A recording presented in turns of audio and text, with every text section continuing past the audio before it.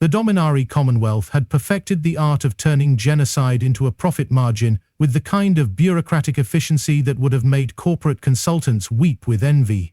Their quarterly expansion reports read like real estate brochures written by sociopaths. Newly acquired territories showing 100% reduction in biological interference and organic contamination successfully eliminated, ready for development. They had transformed the ancient practice of planetary conquest into something resembling a cosmic homeowners association with military-grade enforcement policies.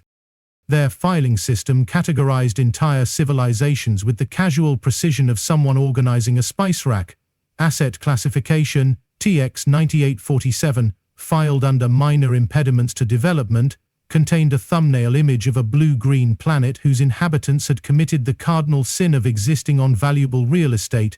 The Dominari found it amusing that creatures barely capable of interplanetary travel had presumed to call their world Earth, as if naming something gave them permanent ownership rights.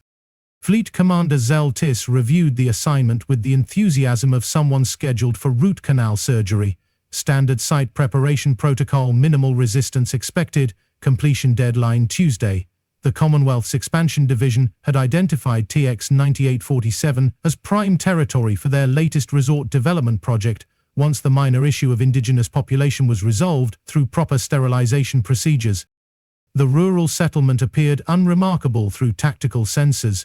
Approximately 63 structures, primitive agriculture, 0 defensive capabilities worth cataloging in the mission report.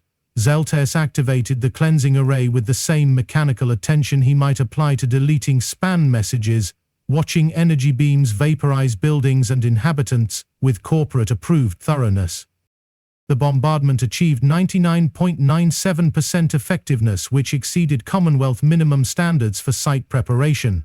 The remaining 0.03% represented statistical noise that would be filtered out in post-mission analysis. Unfortunately for the Dominari Commonwealth, statistical noise sometimes had names, engineering degrees, and very specific opinions about uninvited real estate development. Mira Chen-Okafor crawled from the reinforced equipment bunker that had served as her inadvertent survival pod, emerging into a landscape transformed into smoking geometry. Her family's agricultural research facility had been designed to withstand earthquakes and tornadoes, not alien bombardment, but the underground workshop had achieved the impossible by being exactly 15 feet deeper than Dominari targeting algorithms considered necessary for complete sterilization. She stood in the radioactive ruins of everything she had ever known, watching alien debris rain down like technological snow. The irony was almost mathematical in its precision. The Commonwealth's legendary efficiency had created its own nemesis by achieving only near-perfect success instead of absolute completion. That remaining fraction of a percentage point had a name, 2 functioning hands, and a doctorate in mechanical engineering from a university that specialized in making impossible things work with whatever materials happened to be available.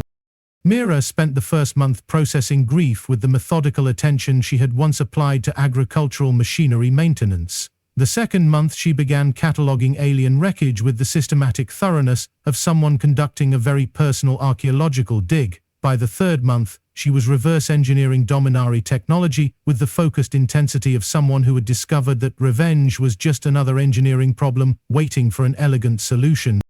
The fragments of their hull plating alone rewrote her understanding of materials science.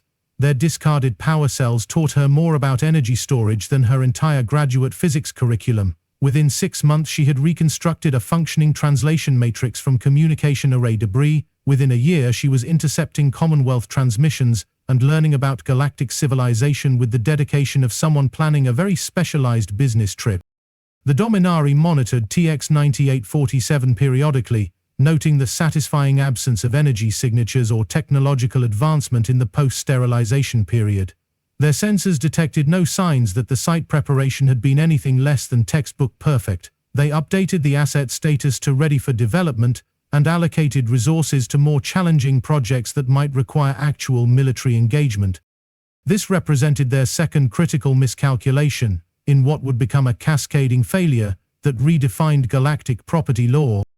Mira spent the next decade becoming exceptionally talented at acquisition, Not the crude smash-and-grab methodology favored by desperate criminals, but the refined art of making valuable things disappear from species who never imagined they needed security systems capable of detecting human creativity.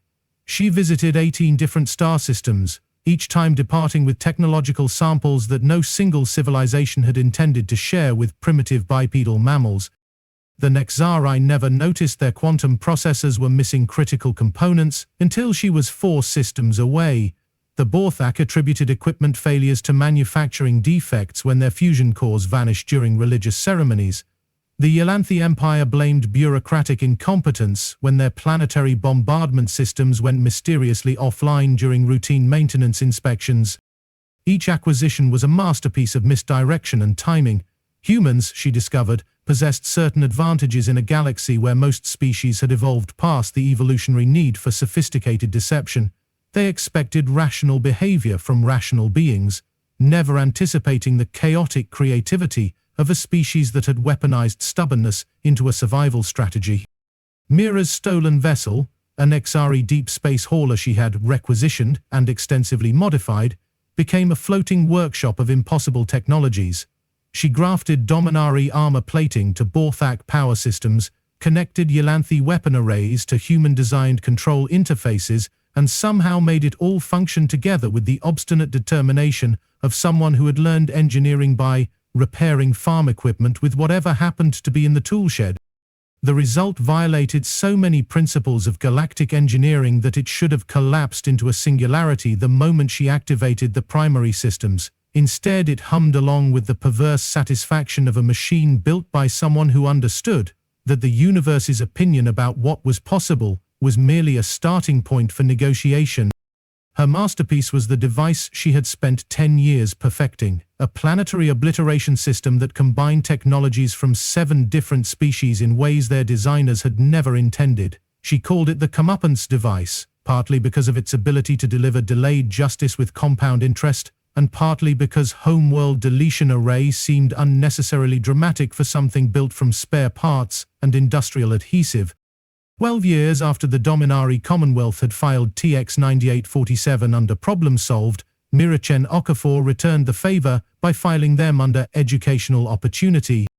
Dominari Prime hung in space like a monument to corporate expansion, its geometrically perfect cities gleaming with the cold efficiency of a species that had optimized compassion out of their cultural programming. The planet housed 42 billion Dominari, the administrative headquarters of their territorial acquisition program, and the largest celebration in their corporate calendar, Expansion Success Day, commemorating their first profitable genocide 4 centuries earlier. Mira reflected as she approached their homeworld in her impossible starship that timing was everything in both comedy and revenge. The Commonwealth Defense Grid registered her approach with the casual attention of security guards monitoring a particularly slow Tuesday afternoon. Single vessel, obsolete design, no escort craft, broadcasting on a communication frequency that marked it as some sort of archaeological curiosity. They activated standard first contact protocols, with the patient tolerance of customer service representatives dealing with a confused elderly caller. Unknown vessel, you are entering restricted Commonwealth territory. Identify yourself and state your business purpose. The transmission carried the universal corporate tone of someone reading from a script while thinking about lunch break. Mira activated her communication array, routing the signal through 19 different translation subroutines, and replied in flawless Dominari commercial dialect. This is the Human Vessel Educational Supplement, requesting permission to deliver a performance evaluation to Fleet Commander Zalthis. The pause that followed was measurable in geological time. Humans were not supposed to possess interstellar travel capabilities. Humans were not supposed to speak Dominari. Humans were definitely not supposed to know the names of specific Commonwealth officers. The defense coordinator consulted his procedural manual, found no relevant protocols, and decided to escalate the situation to someone with higher security clearance and a greater capacity for dealing with impossible customer service issues. Fleet Commander Zaltis himself appeared on the communication screen, his reptilian features arranged in what might have been curiosity if Dominari were capable of emotions that did not directly contribute to quarterly profit margins. He examined Mira's face with the clinical interest of a quality control inspector reviewing defective merchandise. You are the biological contamination from settlement TX-9847C, he stated, accessing his files with the mechanical precision that characterized all Commonwealth interactions. Your continued existence represents an error in our completion statistics. Funny thing about statistical errors, Mira replied, her voice carrying the conversational tone of someone discussing quarterly earnings. They have a tendency to compound into systemic failures if left unaddressed.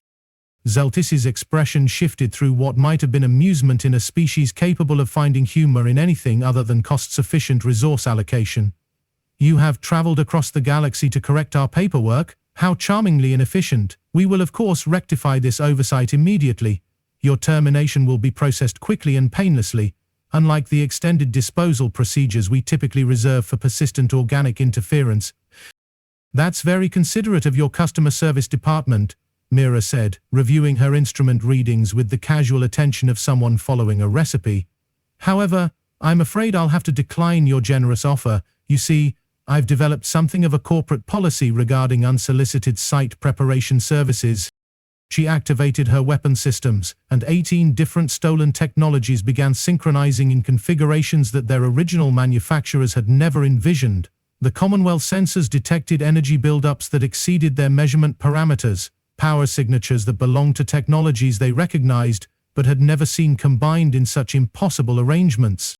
What exactly do you expect to accomplish with a single vessel? Zalthis inquired, though his tone had shifted from amusement to something approaching professional concern. Our planetary defense systems can withstand direct assault from entire invasion fleets. Oh, I'm not planning to engage your defense systems, Mira replied, making final adjustments to her targeting parameters. I'm planning to make them irrelevant through creative problem-solving. The comeuppance device represented less a weapon than a carefully orchestrated violation of established physics. It combined Dominari phase shift technology with Borthak antimatter containment, Yolanthi quantum manipulation principles, and human engineering stubbornness to create something that existed in multiple dimensions simultaneously, while being anchored in none of them, effectively. Your species operates under the assumption that technological advancement follows predictable development patterns. Mira continued, warming up her systems with the methodical attention of someone starting complex machinery. You expect primitive beings to develop primitive solutions to advanced problems. You never considered what might happen if a primitive being gained access to advanced problems and decided to solve them using primitive methodology. The comeuppance device achieved operational status with a harmonious resonance that vibrated across several dimensions simultaneously. Commonwealth scientists, in the brief moments before their careers became historically irrelevant, recorded energy readings that violated several fundamental laws of physics and at least 3 corporate safety regulations. This is mathematically impossible, Zelthis observed, watching his instruments report data that his training insisted could not exist within established parameters. Yes, Mira agreed, activating the primary sequence with the satisfaction of someone completing a very long and complicated crossword puzzle. It absolutely is. Dominari Prime experienced termination with the same corporate efficiency they had applied to Galactic site preparation, transitioning from inhabited world to expanding debris field in the time it took Zalthis to process the phrase, "This cannot be happening, according to our projections." The comeuppance device reached across dimensions the Dominari barely understood, politely requested their planet's atomic structure to reconsider its current arrangement, and Dominari Prime complied with the bureaucratic thoroughness they had perfected over centuries of systematic expansion. The shockwave propagated through subspace communication networks faster than the debris cloud expanded through normal space. Within hours, every spacefaring civilization in the galaxy had received the same impossible status update. A single human had obliterated the Commonwealth Homeworld using technologies that should not have been compatible, powered by engineering principles that violated established scientific consensus, and motivated by what appeared to be standard human customer dissatisfaction. The Nexari immediately began comprehensive security audits, specifically reviewing quantum processor access protocols. The Borshak discovered philosophy and spent the next 8 months contemplating deities they had previously dismissed as statistical impossibilities. The Yolanthi Empire quietly amended all references to primitive species in their official documentation, and began treating human space with the diplomatic courtesy usually reserved for unstable cosmic phenomena. Mira Chen Okafor became the most respected name in galactic history, not through political maneuvering or military conquest, but by demonstrating that human engineering principles could be applied to problems their designers had never anticipated. She became a cautionary tale taught in corporate leadership seminars, a nightmare scenario discussed in expansion planning meetings, and the reason why 15 different species independently developed human interaction protocols that essentially amounted to maintain respectful distance and avoid unsolicited business practices. The Galactic Commerce Federation established the Chen Okafor standards within 18 months. No species would knowingly engage in hostile territorial acquisition affecting human settlements without first submitting a comprehensive environmental impact study to their own extinction planning committees. The paperwork requirements were designed to be so frustratingly complex that most civilizations would abandon their expansion projects before completing the necessary documentation. 15 years later, Mira returned to TX 9847 and established a small engineering consultancy on the restored land where her village had once flourished. She designed agricultural equipment and consulted on terraforming projects, occasionally pausing in her work to observe alien vessels passing overhead at extremely respectful distances and significantly reduced velocities. She never constructed another planet-killing device, partly because she had made her point with characteristic thoroughness, and partly because the comeuppance device had represented such a satisfying engineering challenge that she considered it her professional masterpiece and had no interest in anticlimactic repetition. The galaxy learned to coexist with humanity through the fundamental business principle of avoiding customer service issues that might result in planetary deletion. Human space expanded gradually and peacefully, not through territorial acquisition, but through the universal diplomatic understanding that nobody wanted to discover what other impossible solutions their engineers might devise when properly motivated by customer dissatisfaction. The Dominari Commonwealth had been correct about one principle: efficiency was indeed the foundation of successful galactic expansion. They had simply failed to account for human definitions of efficiency, which included creative applications of spite, innovative combinations of incompatible technologies, and the profound satisfaction of solving complex problems with solutions that violated established scientific consensus, but achieved desired results anyway. In the end, the galaxy discovered that there were worse things than primitive species developing advanced technology. There was the possibility of advanced species underestimating primitive problem-solving abilities, and the inevitable moment when those primitives decided that customer satisfaction was not just a business philosophy, but an engineering specification worth achieving through any means necessary.